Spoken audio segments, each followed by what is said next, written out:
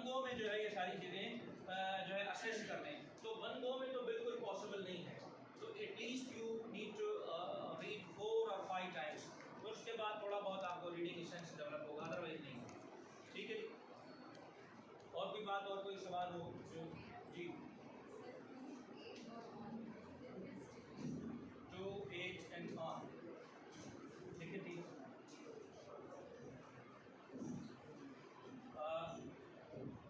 You need to understand first what is preposition. Preposition का मतलब है इसकी पोजीशन फ्री होती है, बिफोर होती है। Is it? किससे बिफोर होती है? नाउन से। तो I am going to school बता रहा है कि मैं किस तरफ जा रहा हूँ। तो का जो बेसिक फंक्शन है वो डायरेक्शन देना है, बेसिक फंक्शन है। लेकिन तो कई तरह से इस्तेमाल होता है। अब आप इसको यूं ना क्या समझ लें कि सिर्फ इसका काम डायरेक्शन होता है, लेकिन इसकी प्राइम रिस्पॉन्सिबिलिटी, जिस तरह से अगर मैं आपको ये कहूँ कि एक गार्ड की ड्यूटी का पहला और मजबूत काम बताएं तो सिक्योरिटी है, तो इसी तरह से टू का काम जो है, प्राइम वर्क जो है वो ये है कि टू डायरेक्शन देता है। अगर आप कह रहे हैं I am talking to you, तो किससे बात कर रहा हूँ? डायरेक्ट कर रहा है। तो it means to say when you are giving to, it will definitely assure you कि वो बात कर रहा है किस चीज़ पर, वो बात कर रहा है डायरेक्शन पर। आप तीनों में से एक इधर उठ जाए और एक इधर, अलग अलग होकर बैठो आप तीन। यस यू थ्री, आप आपसे लास्ट थ्री जो साथ बैठो, नहीं आपसे एक लोग आगे, तीन पीछे उठो आप, इधर हो जाओ, एक इधर चला जाए, इधर कंसेक्टिवली आप क्लास शुरू होते से इधर उधर बैठो। क्लास में बैठने के थोड़े तरीके समझ लें। मेरी क्लास में भले 200 लोग बैठेंगे ना तो मुझे सब नजर आते हैं। हाँ भाई बोलो बेटा, तो पहले आकर आप ये सारी चीज़ें तय कर आया करो कि क्या चीज़ लेकर आनी है और क्या चीज़ लेकर आनी है। अब दोबारा जाओ और अगर क्लास लेनी है तो टाइम से आया करो, ना लिया जाओ।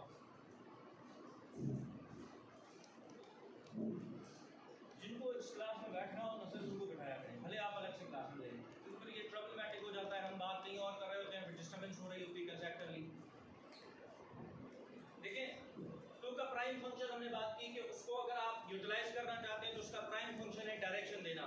हम लिखते हैं टू दी प्रिंसिपल, हम नीचे पूरा एड्रेस देते हैं, किस प्रिंसिपल को लिख रहे हैं? साकी इंस्टीट्यूट प्रिंसिपल तो बहुत सारे हैं जी, जब तक आप उसको नीचे और एड्रेस कर देते हैं। टू का मतलब होता है मुखातिब होना, मुखातिब मतलब किससे हो रहा है। अब नीचे प्रिंसिपल का डायरेक्ट कर देता है, यानी वो मुखातिब हो रहा है किससे?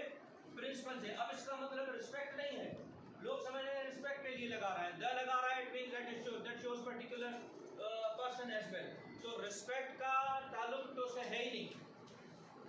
तो मिस्टर फलाना फलाना, तो हम चोर को भी लिख सकते हैं। I am talking to thief, तो थीव कौन सा रिस्पेक्टेड है? अब कुछ लोग ये समझ लेते हैं कि टू का मतलब है ये रिस्पेक्ट शो कर रहा है, ऑनर शो कर रहा है, किसकी वर्ड्स टुवर्ड्स प्रिंसिपल। भाई इसका टू का ताल्लुक रिस्पेक्ट से है, तो फिर चोर को हम क्यों रिस्पेक्ट कर रहे हैं? तो चोर को हम रिस्पेक्ट नहीं कर रहे हैं, हम डायरेक्ट कर रहे हैं कि मैं इसकी तरफ देख रहा हूँ, यानी इससे बात कर रहा हूँ, इससे मुखातिब हूँ। जब आप किसी से मुखातिब होकर बात करते हैं या किसी की तरफ डायरेक्ट करते हैं तो इस्तेमाल कर रही है, इसका प्राइम फंक्शन। और भी बहुत सारे हैं, लेकिन और टाइम की कमी की वजह से मैं आपको प्राइम इसका काम बता देता हूँ। सेकेंड है आपके पास कौन सा? 8। अब 8 जो है वो कई तरह से इस्तेमाल होता है। जैसे 8 लोकेट करता है प्लेस को, आई एम 8 साकी सेंटर, आई एम 8 किसी टाउन के लिए इस्तेमाल होता है, बड़े शहरों के लिए इस्तेमाल होता है, छोटे कस्बों के लिए 8 इस्तेमाल होता है, किसी जगह के एड्रेस देने के लिए 8 इस्तेमाल होता है। जैसे आई एम 8 साकी सेंटर इन माई क्लासरूम, एड्रेस क्या दिया? 8 साकी सेंटर, लेकिन इन इसलिए किया क्योंकि आप मखसूस आपका क्लासरूम ये है। तो अगर आप किसी को एड्रेस देना चाहते हैं तो एड्रेस के पर्पस के लिए हम क्या इस्तेमाल करते हैं? 8 इस्तेमाल करते हैं। लेकिन पर्टिकुलर डायरेक्शन देने के लिए फिर हमारे पास 10 आ जाता है। आई एम 8 बाय जो है वो बेड, तो इट शोज कि आप you are not sleeping. I am in my bed, तो आई एम स्लीपिंग, तो it means to say it shows that you are doing something. और 8 के और भी कई इस्तेमाल आते हैं, मतलब इसका ये नहीं है कि हम इसको ये ले लें कि 8 एक पर्पस के लिए इस्तेमाल होता है और एक पर्पस के लिए। तो अगर आप नेक्स्ट क्लास चाहें तो मैं प्रिकॉशन रख देता हूँ आपकी, ताकि इस पर ये होगा कि हम आपको 8 into from for जितने भी हैं और वो किस किस वर्ड्स के साथ मैच कर इस्तेमाल किए जा सकते हैं। So I can teach you properly the usages of precaution. ठीक है, तो नेक्स्ट सैटरडे ये मुझे रिमाइंड करा दीजिएगा तो हम प्रेपोजिशन पर काम कर लेंगे। जी, आज का हमारा जो प्राइम स्पेसिफिकली जो टॉपिक है वो है following nouns in use in your sentence with different shades of meaning. देखिए, use the following nouns in your sentences with different shades of meaning.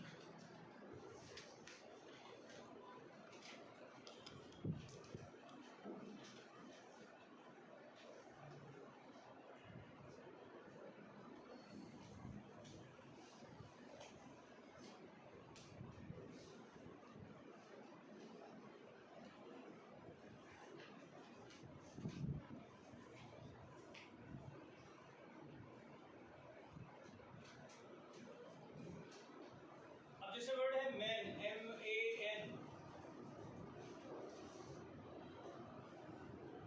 अब मैन का पहला इस्तेमाल है आई नो द मैन, मैं इस बंदे को जानता हूं, यानी पर्सन। मैन को अंडरलाइन कीजिएगा। I know the man, I know the person, इस बंदे को मैं जानता हूं, यानी यहाँ पर ये बंदे की मतलब दे रहा है, बंदे का। मैन इज मोर्टल, इंसान फानी है। अब यहाँ वो इंसान का मतलब दे रहा है, लड़का या लड़की का मतलब नहीं दे रहा।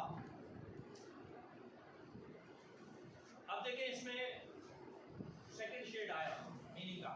तीसरा शेड है my man is not in, my man is not in, my man is not in, यानी यहाँ पर हस्बैंड का मतलब है तुम्हारा शोहर या मेरा शोहर घर नहीं आया। माई मैन इज नॉट, जैसे your man is doing well job.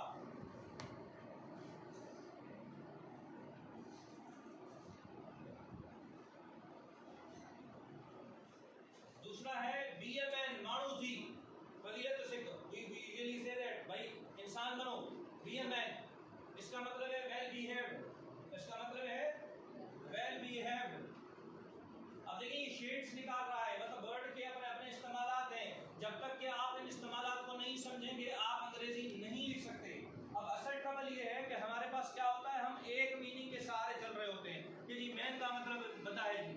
अब वो बंदा है तो इंसान का बच्चा है नहीं है, क्या है, उसका मतलब कैसे निकल रहा है और किस तरह से इसके यूटिलाइजेशन हैं, जब तक आपको नहीं आएंगे तो आप फिर अंग्रेजी की ऐसी की तैसी कर रहे होते हैं। तो कम से कम आपके पास एक वर्ड के दो दो तीन तीन शेड्स होने चाहिए जिससे आप उसको प्रॉपर इस्तेमाल कर सकें। अच्छा जी, दूसरा है he is man of words, he is man of word, मतलब ये है कॉल का पक्का है, वो कॉल का पक्का है।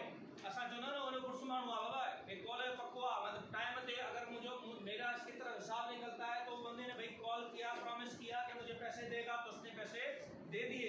इट मींस टू से यहाँ पर भी मैन का इस्तेमाल हो रहा है।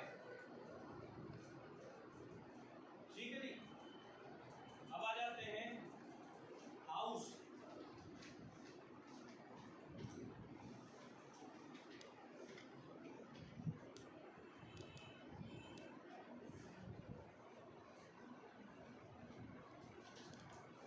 जी, my house is across the road.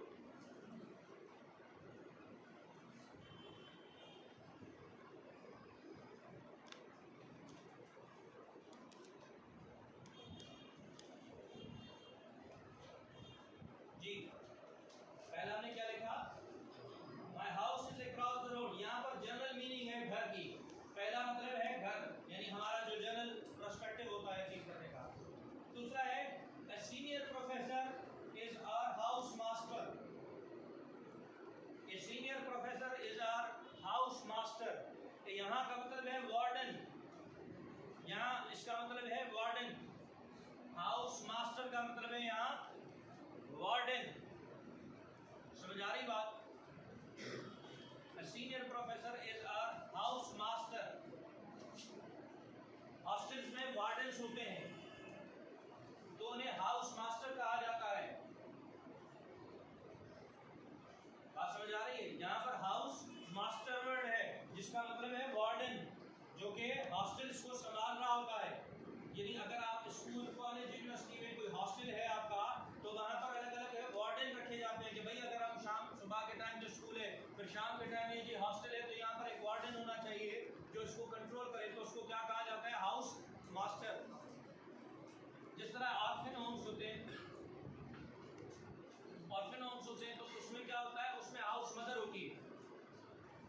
बच्चे यतीम हैं, अब कौन संभालेगा जी उनको? अपनी माँ तो नहीं मिल सकती क्योंकि वो यतीम है, तो उसके लिए फिर क्या होता है, इन हाउस उनको रहना होता है। तो फिर हम उसको ये कहते हैं कि यहाँ पर ये हाउस मदर होनी चाहिए। जैसे वार्डन रख रहे हैं वहाँ पर वो हाउस मदर। तो इस चीज़ को आप समझ लें कि हाउस जो है वो डेफिनेटली यहाँ पर वर्ड यूज हो सकता है। तो आप हाउस मदर भी लिख सकते हैं यहाँ पर, she is a house mother. तो हाउस का एक और इस्तेमाल भी अब आपके सामने ये भी आ गया कि you can use house mother का मतलब है जो इन हाउस होती है। She is a house mother. लिखें custodian of orphan home, custodian of orphan home.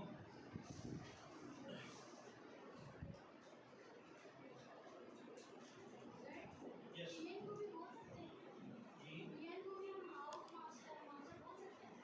देखिए जी, हाउस मास्टर का काम अभी आप नहीं समझेंगे। पीएम कभी भी हाउस मास्टर नहीं होता। अब जैसे आईबीए है, आईबीए के पास 54 हॉस्टल्स हैं, ठीक है। अब 54 या 64 हॉस्टल्स हैं।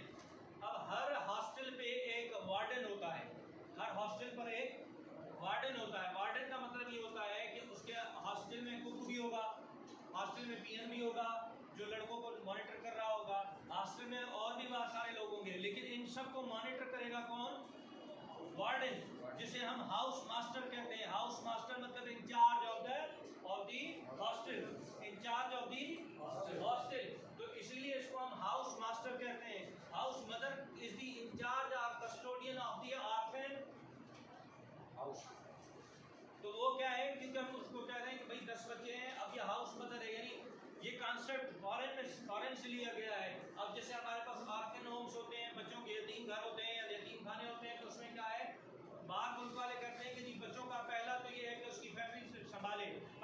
लेकिन अगर फैमिली गरीब है, चाचा मामा भी नहीं है, कुछ संभालने वाला नहीं है, और तो उनको फिर ऑर्फन होम्स में रख लें। ऑर्फन होम्स में ये होता है कि अगर वो ऑर्फन होम में चले गए तो फिर उनको जो है हाउस मदर दें। 8 बच्चे 10 बच्चे एक रूम में रह रहे हैं, तो ये जी हाउस मदर है आपकी, यानी ये आपको संभालेगी। तो वो बच्चा फिर डेफिनेटली अपनी फीलिंग्स उसी माँ के साथ शेयर कर रहा होता है क्योंकि वो उसको संभाल रही होती है। She is the incharge of the house, इसलिए इसको हाउस मदर कहा जाता है। Is that clear? अगली बात नेक्स्ट जी, she is engaged in a house job, she is engaged in a house job.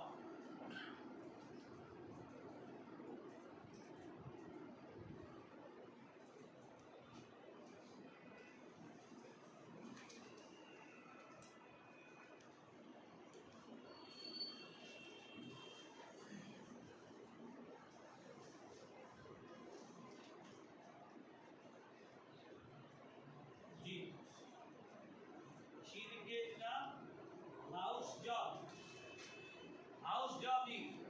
अब देखिए डॉक्टर्स 3 साल 4 साल डिग्री करने के बाद उन्हें हाउस जॉब का कहा जाता है कि जी आप हाउस जॉब का मतलब है प्रैक्टिस करें किसी भी हॉस्पिटल जाकर, साल 2 साल 3 साल। तो इस प्रैक्टिस को, इस प्रोसेस को क्या कहा जाता है? That process is called house job. तो जी आप हाउस जॉब कर आए, फिर हम देखते हैं कि जी आपका वो टेन्योर कैसा रहा है और उस हॉस्पिटल में आपका एक्सपीरियंस कैसा रहा। Is that clear?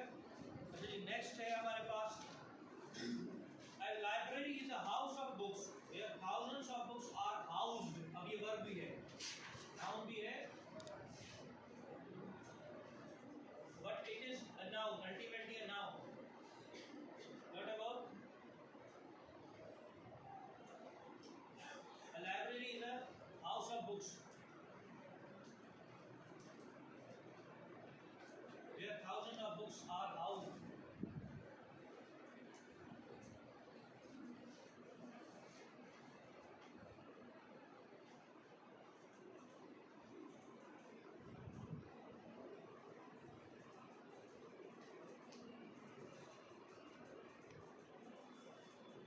Ji, next is interest, INTEREST, interest. He has a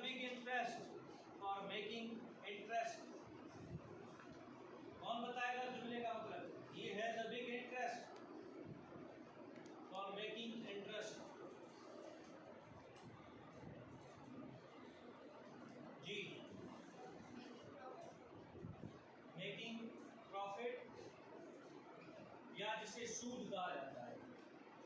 He has a big interest, उसे बड़ा शौक है for making interest, for making interest.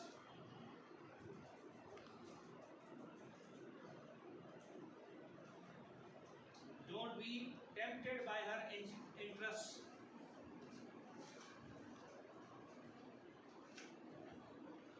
जी, इसका मतलब क्या होगा?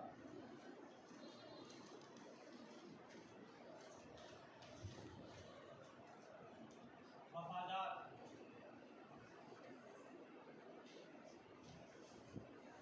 वफादार।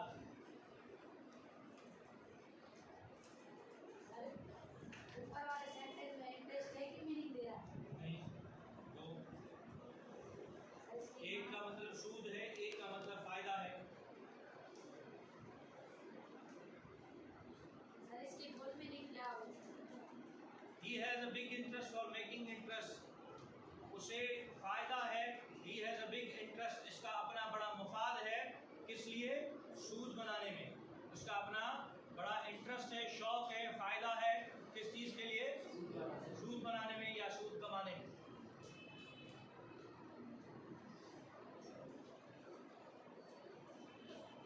नोज वर्ड है, नोज।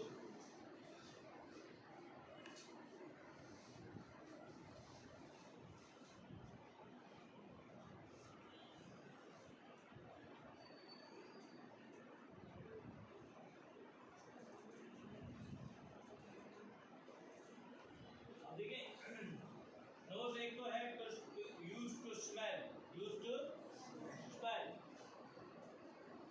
मैंने इससे पहले ये वर्ड स्मेल का समझाया था कि ये नेगेटिवली यूज होता है हमेशा। आप जो यूज करते हैं नेगेटिवली करते हैं, इसको पॉजिटिव को इस्तेमाल है। It smells good, it smells bad.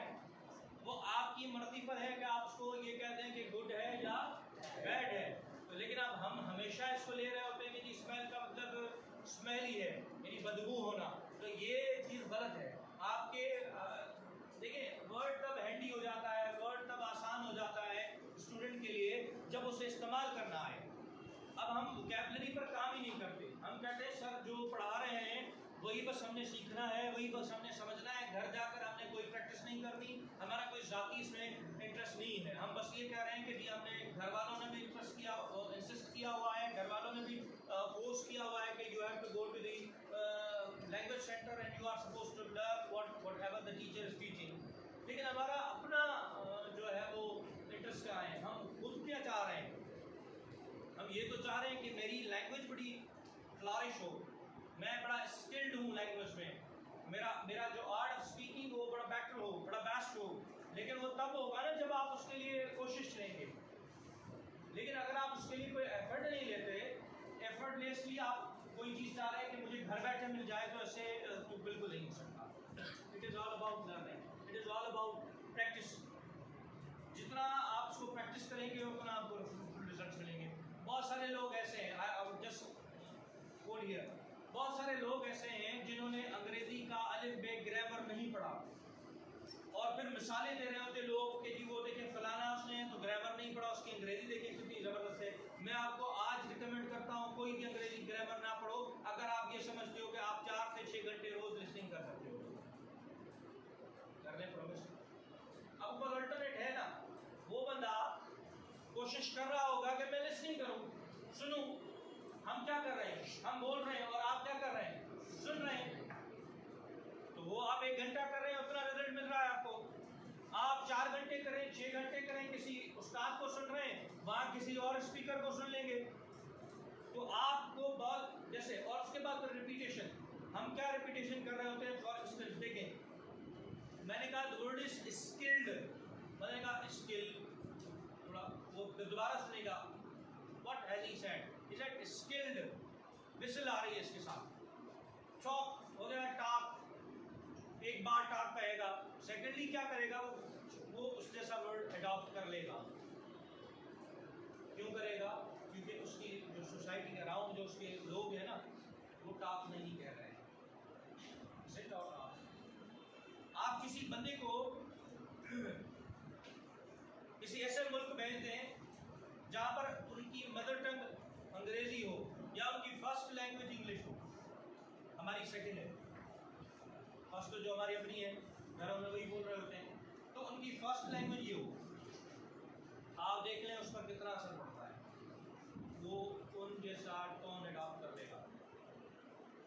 या छोटी सी मिसाल, आपके घरों में काम करने वाले छोटे बच्चे या नासियाँ, या वो अडॉप्ट कर लेती हैं आपकी लैंग्वेज या आप उनकी लैंग्वेज अडॉप्ट कर लेते हैं। बाजू बात ऐसा होता है, देख रहे होंगे आपकी मासी बलोच है, सिंधी है, पश्तून है, जो है, आपको समझ आ रहा है कि उसको हमारी बात नहीं समझ आ रही, अब उसकी कैपेसिटी इतनी नहीं है कि वो हमारी लैंग्वेज सीख सके, लेकिन हमारी कैपेसिटी इतनी है कि आप उसकी लैंग्वेज सीख जाए, तो दोनों में से एक को जो है दूसरे की अडॉप्शन करनी पड़ेगी।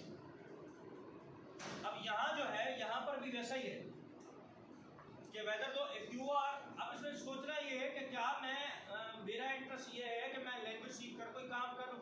देखिए मैंने पहले भी कहा था, जो लोग ये समझते हैं, इसमें मोटिवेशन की ज़रूरत ही नहीं है, जो लोग ये समझते हैं कि अगर आप सर जुबैर को सुनने इतने लोग आए हुए हैं तो इसका मतलब ये है कि I am just a common person, आप अंग्रेजी जीरो कर दें फिर मुझे सुनने आए, निकाल दें अंग्रेजी का एलिमेंट, कोई मुझे क्यों सुनेगा।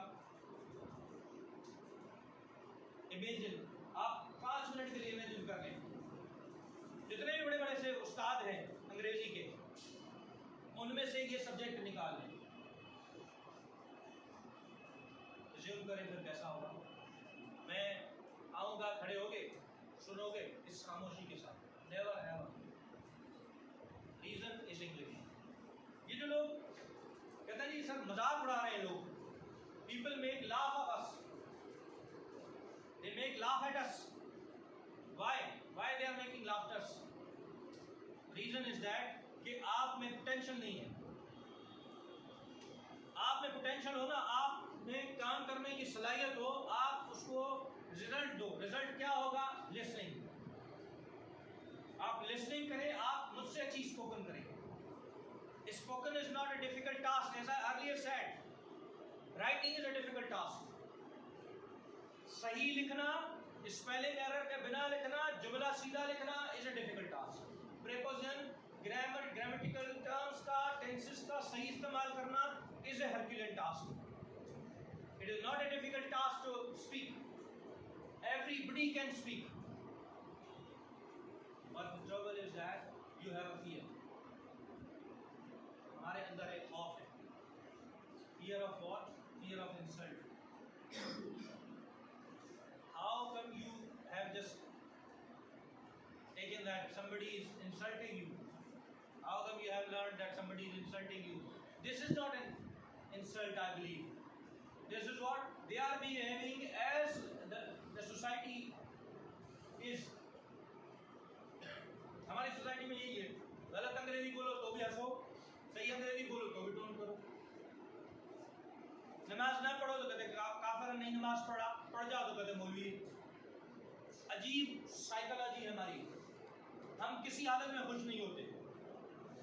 तो अगर आप लोगों के मुताबिक जीना चाहते हैं तो कभी भी खुश नहीं रह सकते। आप अपने मुताबिक जीना चाहें, आप अपने टारगेट्स और एम्स एंड अचीवमेंट्स को देखें। बाज़ औक़ात मैं आपको एक मिसाल देता हूँ, बाज़ औक़ात क्या होता है, कुछ बंदे अपनी मर्जी के मुताबिक ड्रेसअप होते हैं, जब घूम रहे होते हैं लोग क्रिटिसाइज कर रहे होते, कमेंट कर रहे होते, 5 मिनट बाद वही लोग होते हैं कहते बड़ा अच्छा स्टार हो गया, ये बड़े अच्छे कपड़े पहना, बचपन से ही अच्छे कपड़े पहनना। उनका टोन फौरन चेंज हो जाएगा जब आप किसी पोजीशन पर आ जाएंगे। वो टोन कब चेंज होता है? When you will prove I have done something marvellous. शायद इन सीटों पर बैठकर हमने भी कभी ये सोचा होगा कि कोई बंदा हम पर हंस रहा था, वो बंदा हमारा मजाक बना रहा था, और मैं ये हकीकतन कह रहा हूँ, ये मैं ऐसे नहीं कह रहा। मैंने कई ऐसे जगहों पर पढ़ाया जहाँ मुझे पैसे नहीं मिलते थे। शुरू कोई पैसे देने वाला नहीं होता था कि जी यहाँ पर कोई पैसे मिलेंगे, ऐसे ही जी सर वो 5-10 मिनट का सेशन आएंगे जी, हाँ जी आ जाएंगे, बड़ा तैयार श्यार हुए, बड़ा टाइम लगाया जी, उस सेशन में चले गए। ऐसे ही खुद को सिखाना था, खुद को ये फियर है ना, इससे बाहर आना था, उसमें चले गए। छोटे मोटे सेंटर में पढ़ाया जी, चले क्या हो जाता है, कैसे बंदा बोलता है, खुद को पॉलिश करना सीखे। फिर कहीं और चले गए, फिर कहीं और चले गए। अब वो वक्त वक्त आता है, कोई बंदा पूछ रहा होता है कि सर टाइम है, फिर 10-15 मिनट आ जाए, 10-15 मिनट पहले देख लें कि हमारा शेड्यूल क्या है। मेरा काम अपने काम तो नहीं रहते, अगर अपने काम रहते हो तो भले कितनी बड़ी कॉन्फ्रेंस है, मैंने नहीं चाहता। एक एम और एक अचीवमेंट होता है आपका, उसको अचीव करने के लिए ट्रबल्स आएंगे।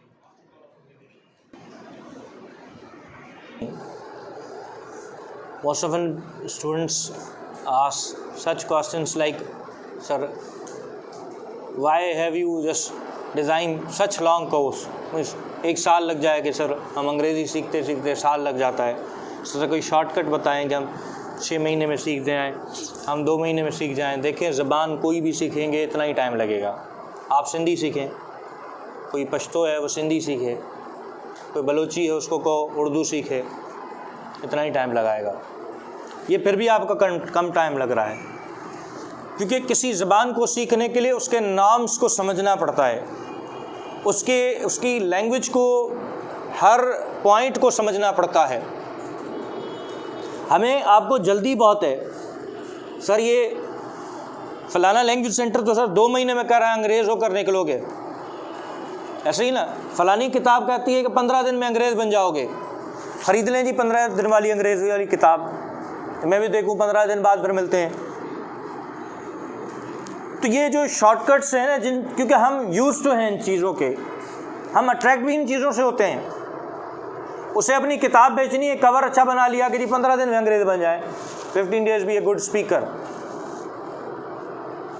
किताब तब बोलती है जब आपको कुछ सीखना आए, जब आपको कुछ लिखना आए, जब आपको कुछ पढ़ना आए। अगर आपको कुछ भी नहीं आता तो किताब बोलना बंद कर देगी। हमने किताब के अंदर एक नींद की गोली रखी हुई है, जैसे खोलेंगे सो जाएंगे। यानी हमें एक कंसेप्चुअल है, आप कभी देखिएगा, वैसे आपको नींद ना आए, आप इधर उधर परेशान इधर उधर हो रहे हो कि जी नींद नहीं आ रही, आप किताब खोलें फ़ौरन नींद आ जाएगी। अच्छा नुस्खा है, देख लीजिएगा, क्योंकि हम यूज़ टू हैं कि किताब सबसे बोरिंग तरीन काम है दुनिया का, क्योंकि हमें एम्स एंड अचीवमेंट्स ऐसे ही हासिल करने हैं बातें कर कर, हमने उसके लिए काम नहीं करना। तो अगर काम नहीं करना और आप एम्स एंड अचीवमेंट्स ऐसे अचीव करना चाहते हैं तो फिर भले करते रहें। कुछ लोगों को बड़ा शौक़ होता है, बड़ी डिबेट्स कर रहे होते हैं, रोज़ मुझे फ़ोन भी कर रहे होते हैं, टेक्स्ट भी कर रहे होते हैं, अंग्रेज़ी सीखनी आ रही हाँ टाइम ड्यू। तो भाई क्या टाइम चाहिए समझाओ। नहीं, आप अगर अलग से मुझे ट्यूशन दें, जो आप फ़ीस रखें, मैंने कहा उससे क्या होगा वो समझा दो। कहते जी आपसे पढ़ने का बड़ा शौक़ है, उस शौक़ के 2 दिन बाद वो बंदा नज़र ही नहीं आएगा। वो कुछ 6 साल से इस शौक़ में बेचारा इधर उधर फिर रहा था, लेकिन शौक़ किस चीज़ का था कि जी उसको भी यही लगता था कि शायद मैं 15 दिन में इसको अंग्रेज़ बना दूंगा। जैसे हम जनरली सोच रहे होते हैं कि सर का ये स्टूडेंट जी पता नहीं कहाँ पहुँच गया, फलाना जी पता नहीं कहाँ पहुँच गया। वो भाई मेरी वजह से नहीं पहुँचा, वो अपनी एफ़र्ट्स की वजह से पहुँचा है। जो बंदा एफ़र्ट्स लेगा वो चाहे अंग्रेज़ी ना सीखे। CSS दुनिया के ऐसे ऐसे लोग जिन्होंने कुछ भी नहीं पढ़ा, शुरू में ज़ीरो थे। आप सब लोग ये ना सोचें कि मैं मैट्रिक तक ज़ीरो रहा हूँ तो आगे भी मैंने ठेका ले रखा है ज़ीरो होने का। कुछ लोगों की ये सोच होती है कि सर मैं तो एवरेज स्टूडेंट था। You were average but by now, क्योंकि उस वक्त आप सेंसिबल नहीं थे, लेकिन अब तो आपके अंदर इतने सेंसेस हैं ना कि मैं इसके लिए थोड़ी कोशिश ले लूँ, एफर्ट्स ले लूँ, कोई इशू नहीं। अगर मैट्रिक में फेल थे, I was fail in matrix means matric exam, I was fail in mathematics, जो आज तक मुझे नहीं समझ आया। I had average grade in matriculation. ये मुझे कई बार कमीशन के इंटरव्यूज़ में बड़ा फेस करना पड़ा, भुगतना पड़ा, और लास्ट इंटरव्यू में भी भुगतना पड़ा मुझे। उन्होंने कहा जी you are fail in matriculation, you are not a good student, you are just average, so how come you have qualified this. तो इसके लिए ये ज़रूरी नहीं है कि अगर उसको मैं मैट्रिक में भी ऐसा ही था, डफर था मैथ में, तो अब मैथ्स को निकाल लेना। I said still I do not know how to multiply something. मैं अब भी ऐसा ही हूँ, मुझे मैथ नहीं आता। Don't ask me regarding that subject, but ask me the subject for I am here. मैं सब सब्जेक्ट्स में अच्छा नहीं हो सकता। तो ये जहन में ना रखें कि हाँ वो कुछ बच्चे ऐसे होते हैं जो एक्स्ट्रा ऑर्डिनरी होते हैं, बट एक सब्जेक्ट जो आप दुरुस्त करने घर से निकले उसको तो दुरुस्त कर लें, क्योंकि वो बड़ा टेक्निकल सब्जेक्ट है, माइनस प्लस और मल्टीप्लिकेशन और बहुत सारे फार्मूलाज। तो फार्मूलाज में मैं इतना अच्छा नहीं हूँ। मैं अभी भी जिन बच्चों को प्रिपरेशन क्लास में तैयारी करवाता हूँ कहता हूँ मैथ्स निकाल दो, बाकी सब्जेक्ट्स की तैयारी करवाऊँगा, क्योंकि मैथ्स से मेरा ताल्लुक़ नहीं है। मुझे ख़ुद को ही नहीं आती, मैं क्या पढ़ाऊँगा। ऐसे यूट्यूब से देखकर सारी दुनिया पढ़ा लेती है, मैं भी पढ़ा लूँगा। इशू ये नहीं है, इशू ये है I have no expertise in it, मुझे कोई एक्सपर्टीज़ मेरी इसमें नहीं है। झूठ बोलकर किसी से गलत बयानी कर आप उससे पैसे तो ले लेंगे, लेकिन आप ख़ुद को भी जलील करेंगे, उसको भी जलील करेंगे। तो उससे बेटर है कि you have to go through constant passage, एक ऐसा रास्ता अख्तियार करें जो थोड़ा तकलीफ है। You people are still facing, क्या आप ये नहीं फेस करते? रोज़ आते हैं, रोज़ टीचर्स की सुन रहे होते हैं, जी यहाँ ना जाओ, यहाँ बैठो, टाइम से आया करो, निकलो अभी बाहर, अभी क्यों आए हो? So that is what, that is again a panic process. But for what you are just facing this pain, for just a hope, एक उम्मीद पर कि शायद मैं कुछ ना कुछ अचीव कर लूँ। और वो तब होगा जब आप रेगुलरिटी, पंक्चुअलिटी और थोड़ा सा इंटरेस्ट शामिल रखें। ना समझ आए, भाड़ में जाए, कोई इशू नहीं है। मैं कहता हूँ डफ़र से डफ़र तरीन स्टूडेंट ले आए, पढ़ लेगा, 3 चीज़ों का कायल हो, पंक्चुअलिटी, रेगुलरिटी, और जो बात की जाए उस पर थोड़ा सा अमल कर ले बस। क्लास में एवरेज 8 ओके, इससे कोई इशू नहीं है कि आप एवरेज हैं, इससे कोई इशू नहीं है कि आपकी अंग्रेज़ी किस लेवल की है, या सब कोई वो जो है वो कोई इतने अच्छे नहीं हैं। हर किसी का बेस कहीं ना कहीं कमज़ोर है, कहीं ना कहीं इरिटेट कर रहा है बेस। हम इसीलिए तो हैं, आप सवाल करें जवाब देंगे, हम समझा लेंगे आपको, गाइड कर देंगे आपको, बट इससे आप गिव अप ना करें। दुनिया भर के लोग, दुनिया भर में वो सारे लोग जो ये समझते हैं कि मेरा जो एक अप्रोच है वो ऑप्टिमिस्ट है, मैं आखिर कुछ ना कुछ अचीव करूँगा, एक होप ये रखें, मैं कुछ ना कुछ अचीव करूँगा, तो फिर आप अचीव कर जाएंगे। लैंग्वेज सेंटर्स का एक माइंडसेट हमारे पास लोगों का ये है कि जी हम 4 दिन पढ़े, सर का समझ नहीं आया। सर तो वही बात कर रहे हैं टेंसेस वाली जो पुराना टीचर बात करता था, तो सर कौन सा नया पढ़ा रहे हैं। सर तो वही ग्रामर की बात कर रहे हैं, सर तो रोज़ वही बात कर रहे हैं जो हमारे घरों में होती है कि भाई हम ये चीज़ नहीं समझ आ रही। But what is new is that you are getting this since you were child. तो बचपन से उस पर कॉन्स्टेंटली आपने नहीं सोचा, और अगर 10 लोग यही बात कर रहे हैं, इट मीन्स वो 10 एक जगह ठीक है और आप एक जगह गलत हैं। You have wasted your time. अगर 10 लोग आपको यही कह रहे हैं कि जी ये सीखना है, टेंसेस समझ लो एक बार, यही 10 लोग बात कर रहे हैं ना, और हमेशा से हमने ये करना है कि हमने वहाँ से भाग जाना है, इसी अप्रोच के साथ के 9 लोग वही बात कर रहे थे, 10वां भी वही बात कर रहा है, तो हमने 9 की कौन सी सुनी थी कि 10वें की सुनेंगे हम। पुरानी बातें वही बात कर रहे हैं जो 9 लोग कर रहे थे। अगर उन 9 लोगों को सुन लेते तो शायद इस 10वें के पास आपको ना आना पड़ता। तो अब भी ये टाइम नहीं गया। ये लैंग्वेज क्या है, ये वर्ड्स क्या है, वोकैबुलरी क्या है? ये वोकैबुलरी वही है जो बाकी उस्ताद भी पढ़ाएंगे, तो मैं आसमान से उतर कर नहीं पढ़ा रहा अलग से, बट मैं उसको सिर्फ आसान अल्फाजों में समझाने की कोशिश कर रहा हूँ कि for god sake if you wanted to learn language, learn vocabulary, usages. जो बात ना समझ आए 10 बार पूछ लें, खुद को इरिटेट ना करें। आपके पास बहुत फैसिलिटी, इतने सारे टीचर्स हैं, रेगुलर क्लासेस, कोई क्लास मिस नहीं होती आपकी। आप लैंग्वेज सेंटर्स का हाल देख लें। मैं ये नहीं कह रहा सब बुरे हैं, कुछ एक चंद, आज टीचर छुट्टी पर है, आज ये फलाना हो गया, मसला हो गया, लाइट नहीं है, जनरेटर नहीं चल रहा, ये नहीं हो रहा, ये नहीं हो रहा। हमारी कांस्टेंट मीटिंग्स हो रही होती है, कांस्टेंट मीटिंग्स में मेरा एक ही क्वेश्चन होता है कि जी कोई नई चीज़ ले आएँ। किस पर बात करता है? अच्छा ये इसको निकालो, ये वाला ऐड करो इसमें, इस बुक को छोड़ें, ये बुक और अच्छी आई है, इसको ज़रा ऐड कर लेते हैं। क्यों?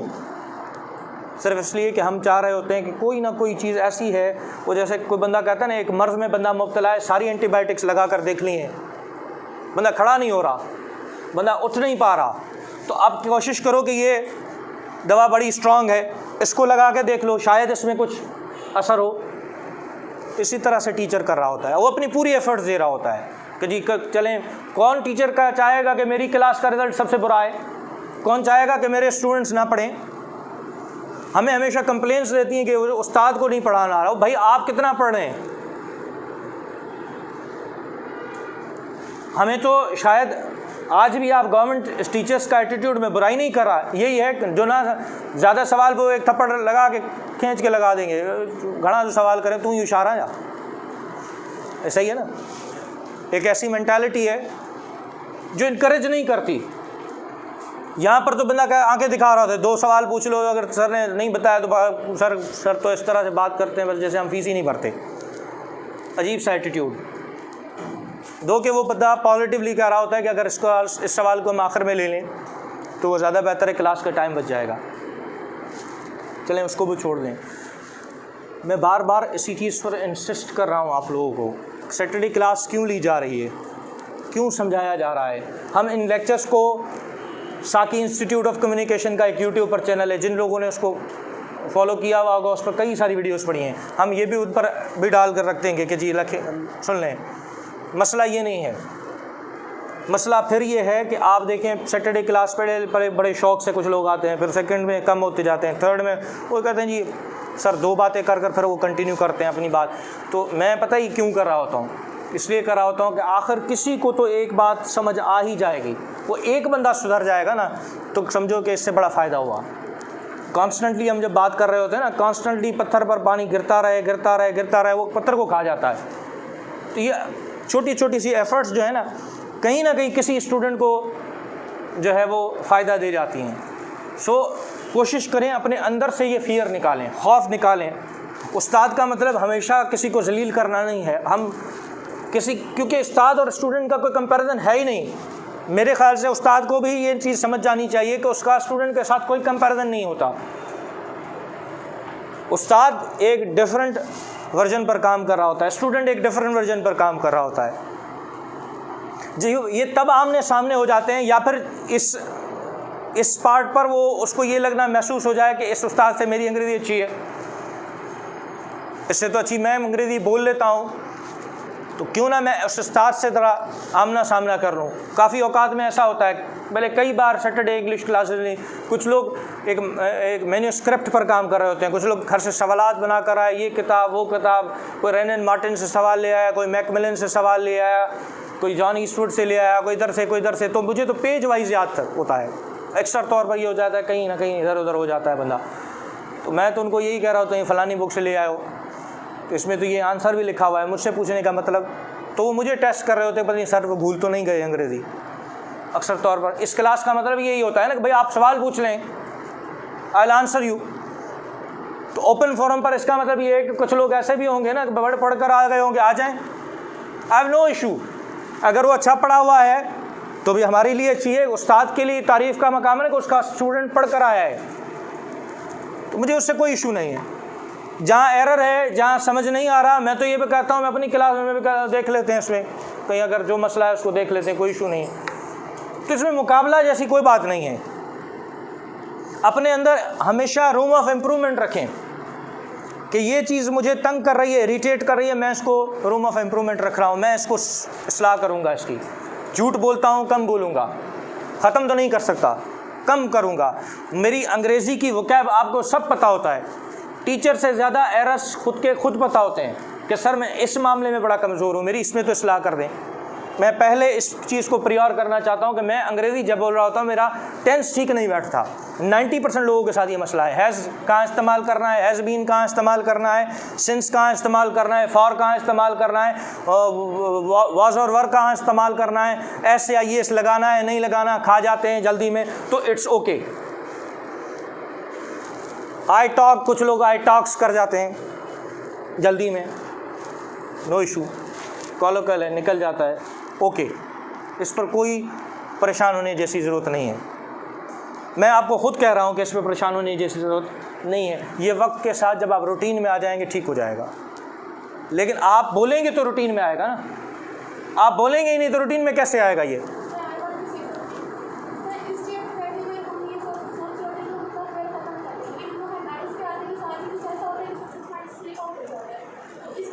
देखें ये बिल्कुल this is a good question, और ये मैं कई बार इस पर ब्रीफ कर चुका हूँ।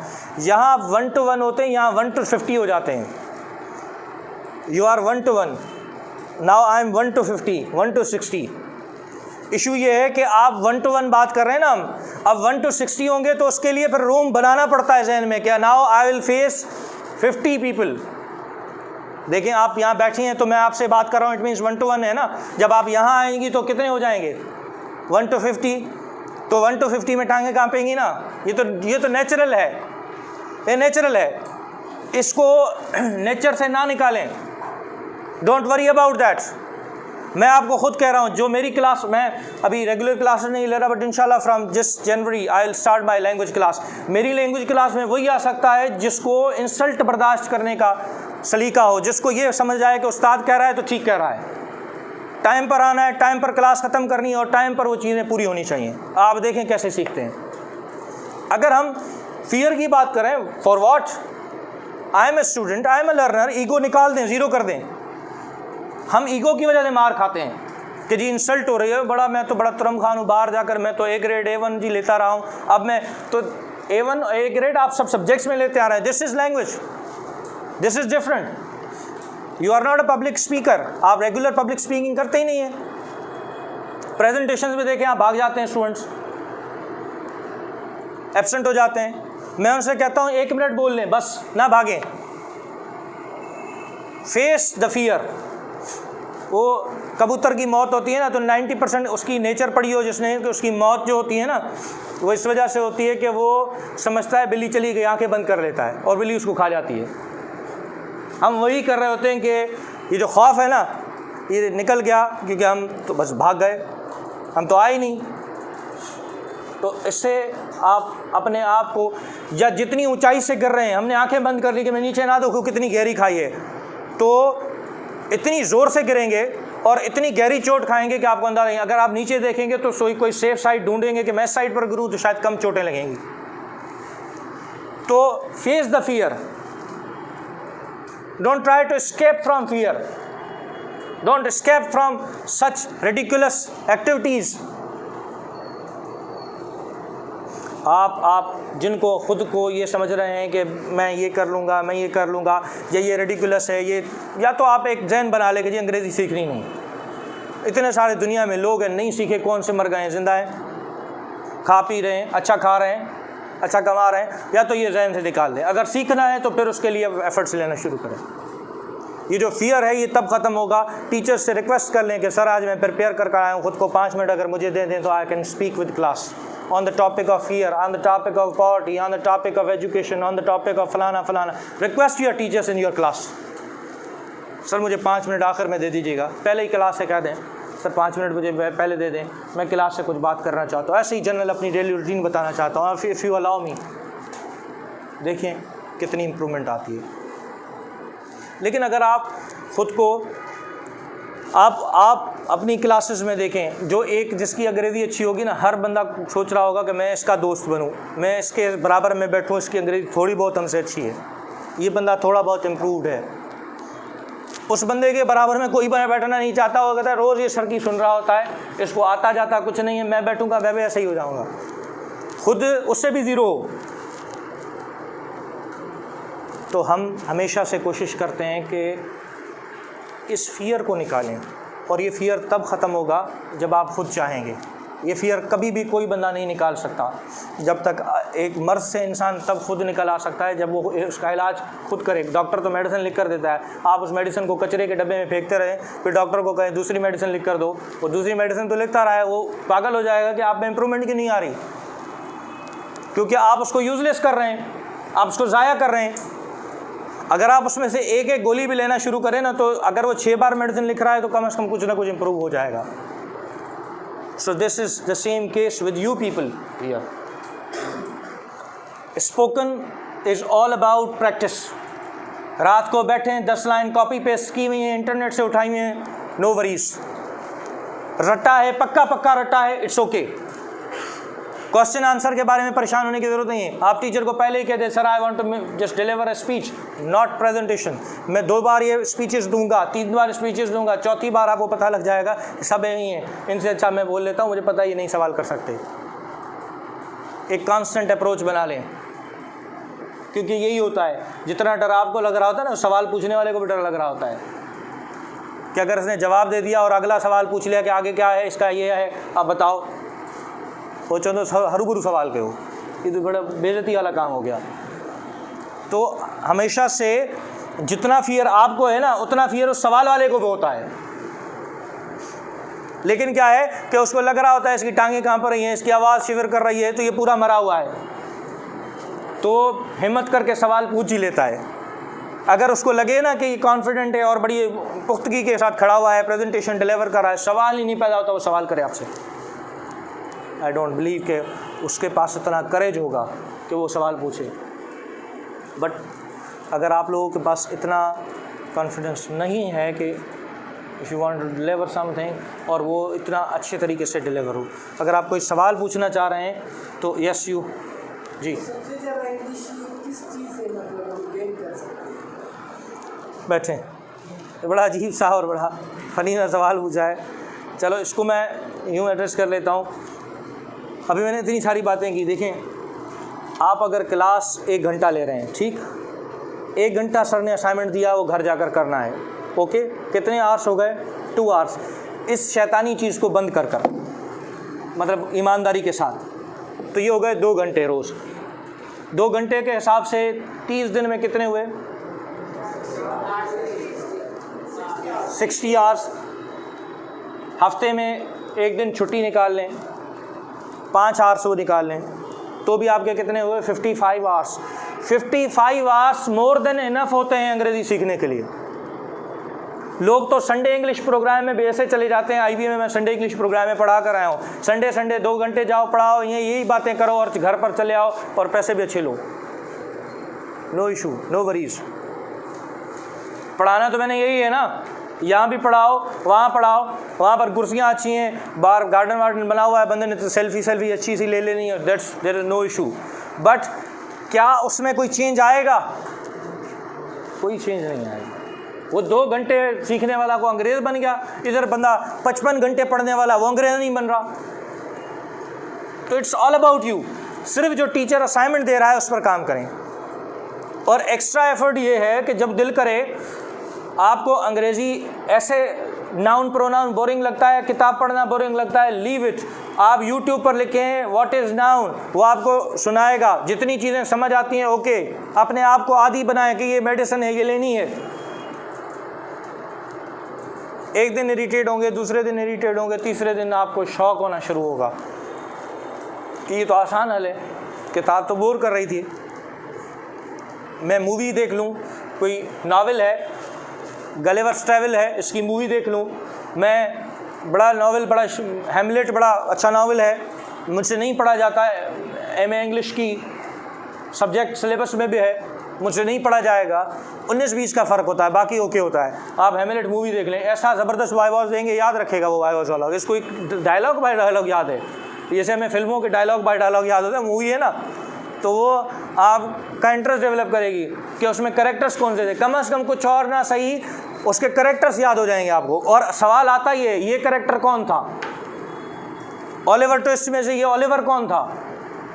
बच्चा था, बड़ा था, बूढ़ा था? आपके पास 3 मल्टीपल क्वेश्चन आ गए, टिक कर दिया, ये बड़ा था, वह बच्चा था, ओके हो गया, सवाल पास हो गए। There is no such type of difficulty. आप इस चीज़ को महसूस क्यों नहीं कर रहे कि जो आपका सिलेबस है सारा यूट्यूब पर पड़ा हुआ है? कुछ और ना करें, हमने रिकॉर्ड कर लेक्चर्स डाल दिए, नाउन प्रोनाउन ये लेक्चर्स भी पड़े हुए हैं, जब आप फारिग हों 5-10 मिनट के लिए इसको दवा समझ के सुन लें, कुछ ना कुछ फ़ायदा होगा, एटलीस्ट आपको कुछ ना कुछ सीखने को मिलेगा। Yes you last. Composition is all about reading, have a seat. जितना रीड करेंगे ना उतना राइट कर सकेंगे। रीडिंग कमज़ोर है, राइटिंग कमज़ोर होगी। The best leaders are the best readers. वो आप किसी भी जो लेखक होता है ना, राइटर होता है, कभी देखें उसकी दुनिया किताबों में होती है, वो हमेशा किताब पढ़ रहा होता है, वो तभी लिख सकता है। मेरे जैसा आप जैसा बंदा नहीं लिख सकता। और दुनिया का मुश्किल तरीन चीज़, दुनिया का मुश्किल तरीन काम ही किताब लिखना है। आप हमारे फैमिलीज़ में कितने लोग ऐसे हैं जिन्होंने अंग्रेज़ी की कोई किताब लिखी हो? कोई भी नहीं। चलो मेरे वालिद ने नहीं लिखी, मेरे दादा ने लिखी हो? नहीं। उसके दादा ने लिखी हो? नहीं। उसके दादा ने लिखी हो? नहीं। अंग्रेज़ी तो बोलना तो मेरे वालिद को भी आती है, मेरे भाई को भी आती है, चाचे मामे को भी आती है। So spoken is not a difficult task. मैं दोबारा यही कह रहा हूँ, writing is a difficult task, composition is a difficult task. और से कि आप इस चीज़ को महसूस करें ना कि आपके घरों में कोई राइटर ही नहीं है। हमारे घरों में कोई राइटर ही नहीं है। चलो हमारे ख़ानदान से एक ख़ानदान पीछे आगे इधर ननिहाल में, ददियाल में देखो, जब कोई नहीं है तो इसका मतलब ये है ना कि बड़ा मुश्किल काम है। और ये मुश्किल काम इसलिए कि हमें 2 घंटे 1 घंटा किताब में टैबलेट पड़ी हुई है, जैसे खोलते हैं 5 मिनट बाद नींद आ जाती है, तो 2 घंटे 3 घंटे 4 घंटे पढ़ेगा कौन? और ये जो लोग सारे कहते हैं ना CSS एस्पायरेंट्स हैं, बड़ा वो लिख लिख के पागल कर देते हैं मुझे भी, कैसे तैयारी करा, हाँ फाटे तो मराऊँ था CSS कंधा है। तो उसको मैं जब कह रहा होता हूँ कि भाई 14 घंटे पढ़ना है, चीज़ें थोड़ा घट के हो टाइम आगे, तो मैं उसको कह रहा होता हूँ भाई चलो 12 घंटे पढ़ लो, चीज़ें 12 कलाक बिलाई है ना, चलो भाई 8 घंटे पढ़ लो, चीज़ें 8 कलाक सफ़ा दो क्यों कम थी हो। आखिरकार वो ये चाह रहा होता है कि सही अद्ध कलाक माँ पढ़ा, बाकी सप्ताह पढ़ो, ये जो बाकी के आर्स जो बताए वो आप पढ़ें, बाकी जो ये जो आधा घंटा है ये आप मुझसे भले ले लें, और उसमें मैं मोबाइल भी नहीं चलाऊंगा। वो उस बड़ा आखिर में वो उसका बड़ा थैंक्स नोट होता है कि अद्ध कलाक ठीक है, मोबाइल का बिना। मतलब ये बड़ा उसने हम पर एहसान कर दिया कि उसने वो बार्गेनिंग करते करते करते करते पहुंच गया ना, चीज़ें अद्ध कलाक में CSS थी में दो। अब उसको अगर मैं ना कहूँगा चीज़ें साईं ने वञण को फ़ायदो ना, बाबा थी वेंदो, क्या कहें उसको? अगर हम ना कहेंगे कि भाई नहीं होगा, चीज़ें साईं तो सदा ही डिस्करेज कंदो। सर के पास कोई इंकरेजमेंट हमें मिलती नहीं है। हम जब भी चले गए तो हमें हमेशा डिस्करेज करके निकाल दिया, चीज़ें हाँ CSS तुम कंदे हो, अद्ध कलाक में CSS थींदो आ जा। तो ये जो लोग ब्यूरोक्रेट्स आपके सामने बने बैठे होते हैं ना, तो ये दुनिया जहान की किताबें पढ़ कर बैठे होते हैं, उनको एडमिनिस्ट्रेशन बहुत अच्छी आती है। आप उसका अंदाज़ा बोलने से ना लगाएं ना। मैंने दोबारा कहा, जो भी ब्यूरोक्रेट नज़र आएगा उसकी स्पोकन कमज़ोर होगी। ज़्यादातर ब्यूरोक्रेट्स की राइटिंग में ऐसे होंगे, धुएँ निकाल देंगे, आपके पता लग जाएगा कैसे लिखते हैं। तो क्योंकि वो ब्यूरोक्रेट्स ऐसे नहीं बने, उन्होंने लिखा है, उन्होंने पढ़ा है, तो जब पढ़ कर बैठता है तो उसको पता भी होता है कि क्या लिखा गया है। हम आप जैसे जो लोग हैं ना, वो फिर ये समझ बैठते हैं मुझे अंग्रेजी देड़ी आ चाहिए, DC चुप कराए हम बस, DC परेशान थी हो चाहिए गाना आया अंग्रेज़, और DC को पता होता है यह हवाई फायर था, ये बस आया और चला गया। कोई जैसे literally I just tell you कि मैं, हमारे साथ भी कई ऐसे हवाई फायर हो जाते हैं ना। कोई लोग आ जाता है इधर से, अंग्रेज़ी इधर से चल रहा होता है, तो उसको अगर कहीं पकड़ के बैठा दो कि भाई इसका तो समझाओ, ये तुमने सेंटेंस स्ट्रक्चर ये बोला, चीज़ें इन गाल के छो और मुझे अंग्रेज़ी दिसो। ओ भाई अंग्रेज़ी की बात कर रहा हूँ, जैसे हमने कभी इसको सोचा ही नहीं है, हम बस बोलते हैं। तो ये बोलना किसी काम का नहीं होता। सोच कर बोलें, सिंटैक्स को मजबूती से देखें, ड्राफ्टिंग करना सीखें, जुमले का सही इस्तेमाल होना चाहिए, नहीं होगा हमेशा पैनिक रहेंगे। तो ये चीज़ समझ लें। Last question and then I will leave the class. Yes बिल्कुल, बैठें। ये किसका मोबाइल फ़ोन है भाई? अपना मोबाइल फ़ोन बंद रखा करो। आप लोगों को इतने काम होते हैं कि ये नेक्स्ट टाइम क्लास में से निकाल दें उनको। अगर मुझे ये मोबाइल फ़ोन्स बड़े इरिटेट करते हैं। आप, मैंने हमेशा से ये कहा है और मैं बिल्कुल अलग ऐलान करता हूँ कि मेरी कभी भी कोई मोबाइल फ़ोन अगर बजते हुए देखें, जो फ़ाइन कहेंगे मैं पे करूँगा। मैंने आज तक अपनी ज़िंदगी में जितनी अरसा मोबाइल फ़ोन रखे हैं, आज तक कभी इसको रिंग पर नहीं रखा, कभी भी नहीं, ना वाइब्रेशन पर रखा है। स्क्रीन सिर्फ ऑन होती है तो समझ आता है कोई मैसेज आया या कोई कॉल आई, इसलिए कि अगर मैं इसको इतना ध्यान दूँगा तो मेरे काम रह जाएंगे। वो जो फ़ोन करने वाला है, काम उसका है ना, मेरा काम थोड़ी है। मेरा काम होगा मैं इंतज़ार करूँगा उसका कि मुझे ये फ़ोन करेगा, तो उसका काम है वो इंतज़ार करे। तो ये चीज़ें, आप इन चीज़ों से निकलेंगे तो समझ आएगी ना दुनिया पे। तो आपको तो इतने सारे काम होते हैं। अभी इसको इसने बाइक वाले को बिठाया होगा जी 5 मिनट भी, बस 5 मिनट जो लेक्चर आमा बाहर है जहाँ मतलब जल्दी होती है ना पढ़ने की हमेशा, तो इतना जल्दी में ना रहें। as she said, but उसको बड़ी जल्दी है बंदे को, एक केड़ी क्लास जो है कहीं क्लास जो है, तो आपने इनको नहीं समझाया हुआ कि क्लास में मोबाइल फ़ोन, मेरी क्लास में तो वॉच है, जो भी इशू है इस हो रहा। डेफिनेट आर्टिकल्स के कुछ रूल्स हैं, जिस तरह से मैं एक छोटा सा रूल समझाऊं कि द आर्टिकल का इस्तेमाल आप बॉडी ऑर्गन में जो विजिबल बॉडी ऑर्गन है उनके साथ कर सकते हैं, जैसे the eye, the nose, the hand, the foot, ठीक है ना, इस तरह से। यानी इंसान के जो बॉडी पार्ट्स नज़र आते हैं सबके साथ द लगेगा। एक आसान हल समझा रहा हूँ, मच्छर के पर से लेकर ह्यूमन हैंड तक आर्टिकल लगेगा। तो ये एक छोटा सा फार्मूला अब समझ जाएं कि जब भी कभी बॉडी पार्ट इस्तेमाल करेंगे तो आप द लगाएंगे, ऐसा ही है।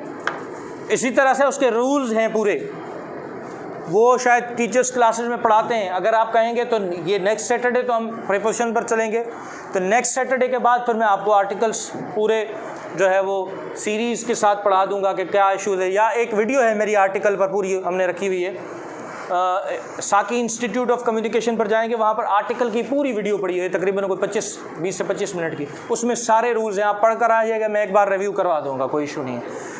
कोशिश करें कि ये सारी चीज़ों को आप घर जाकर सुने, रिव्यू करें, तो इंशाल्लाह ये बेहतर हो जाएगा।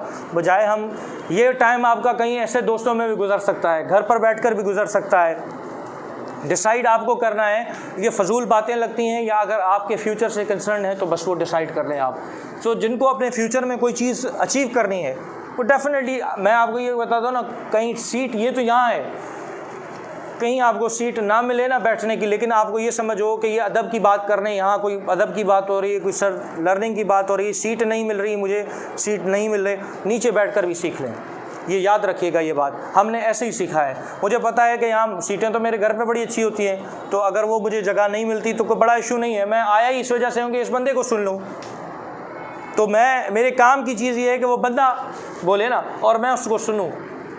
अगर ये काम की चीज़ है कि मुझे सीट नहीं मिली, मैं बड़ा मोतबर हूँ, तो इट्स ओके, फिर यही दिमाग में बैठा लें। हमारे लिए ज़रूरी ये है कि मुझे उस स्पीकर को सुनना है, मुझे इस चीज़ पर जो चीज़ समझनी है वो समझनी है। So try to go and listen others as well.